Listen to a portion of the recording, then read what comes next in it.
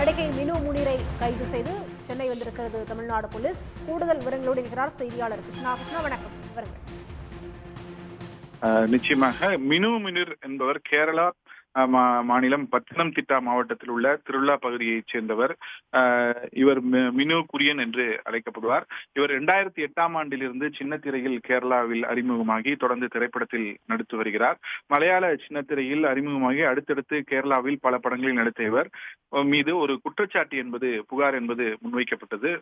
கடந்த 2014ஆம் ஆண்டு நடிகை மினு முனீர் ஒரு 14 வயது சிறுமியை, அவரது உறவினர் மகளான சிறுமியை சென்னைக்கு அழைத்து வந்து அவரை பாலியல் ரீதியாக பயன்படுத்தியதாக தெரிய வந்தது. இது தொடர்பாக தொடர்ந்து குற்றச்சாட்டு எழுந்த நிலையில் இந்த விவகாரம் தொடர்பாக கேரளாவில் அந்த சிறுமி புகார் என்பதை அளித்திருந்தார். குறிப்பாக கேரளாவில் ஹேமா கமிட்டி என்பது சினிமா விவகாரத்தில் ஒரு பெரிய பரபரப்பை ஏற்படுத்தியது.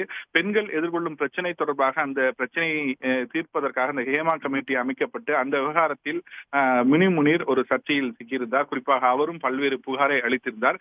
இந்த நிலையில்தான் கடந்த 2024ஆம் ஆண்டு அந்த பாதிக்கப்பட்ட சிறுமி நடிகை மினு முனீர் மீது இந்த புகாரை அளித்திருந்தார். தன்னை சென்னை அழைத்து சென்று பாலியல் ரீதியாக அவர் நடத்தியதாகவும் தொந்தரவு அளித்ததாகவும் அந்த புகாரை குறிப்பிட்டிருந்தார்.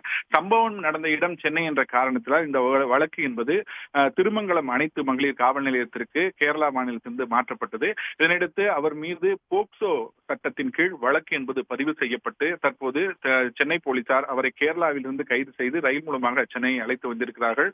தொடர்ந்து அவரிடம் விசாரணை என்பது நடத்தப்பட்டு வருகிறது. இது போன்று எத்தனை சிறுமிகளிடம் இதே போன்று நடந்து கொண்டிருக்கிறார், எவ்வாறு அந்த சிறுமி பாதிக்கப்பட்டார், இதில் தொடர்புடையவர்கள் யார் என்பது குறித்து ஒரு விரிவான விசாரணையை திருமங்கலம் அனைத்து மகளிர் காவல் நிலைய போலீசார் நடிகை மினு முனீரிடம் தீவிரமாக நடத்தி வருகின்றனர். உடனுக்குடன் செய்திகளை தெரிந்து கொள்ள சன் நியூஸ் பெல் ஐகானை கிளிக் பண்ணுங்க.